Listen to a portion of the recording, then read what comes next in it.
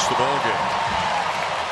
The A's take the opener of the series. Cole Irvin with one of the best nights of his career. Zach Jackson finishes it off, and the A's beat the Blue Jays 5-1. The Blue Jays have now lost 4 in a row. Yeah, 4 in a row that they have lost for just the second time this season. The A's came into this game having lost 25 of their last 29 home games, and they get a great pitch game from Cole Irvin and just enough hitting. They hit a couple of home runs in this ball game against Alek Manoah to make him the loser.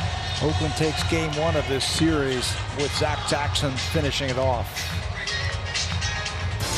We're back with you tomorrow night for the second game of this series. Right now it is time to send you to Sportsnet Central.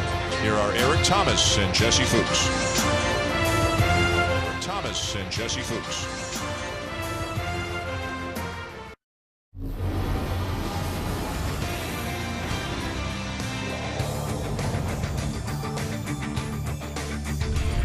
So the Blue Jays can play with just about anybody in the big leagues, and sometimes that's not a good thing.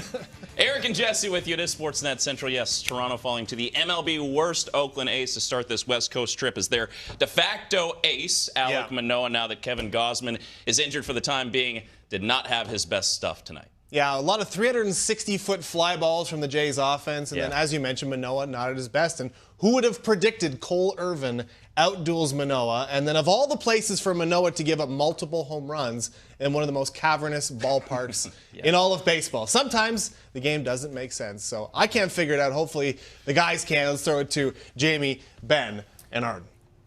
Jesse, the positives are few here. Perhaps one might be a 2-hour and 30-minute holiday-like affair, but who cares how long a baseball game, as long as the home team wins. The home team with respect to those of us who live in Canada. This was an interesting one. There are so many games over the course of 162 that are disappointing. Usually that's a lead that's blown late. In this case, it's the worst team in baseball, somewhat dominating the Blue Jays, in part because Alek Manoah was clearly not at his best. What did you think? Yeah, I don't think he felt his best in this outing. And you looked at that matchup, Jamie, it's the worst offense in baseball. And you think Alek Manoah should have a pretty easy evening against these guys. But he absolutely did not. And I think when you look at the velocity numbers across the board, how they were down 1.5, 2 miles per hour, how the fastball was maxing out at 94. That's typically Alek Manoah's average. So I think that clearly he was not feeling his best on the mound. You see the command here as well. He hit a guy, 2 walks, gave up 2 home runs in a huge ballpark where it's not easy to hit home runs. He'd given up 2 home runs over his last 6 starts combined. So this was not Alek Manoah at his best. And look, these things happen throughout the course of the season. It's a long grind. This was his 16th start. He crossed over that 100-inning threshold here tonight. So this will happen in the dog days of summer. Maybe it's catching up to him a little bit. Maybe he just didn't have it tonight. I don't think there's any reason for alarm or concern going forward, but I think it's pretty clear that Alek Manoah was not feeling his best.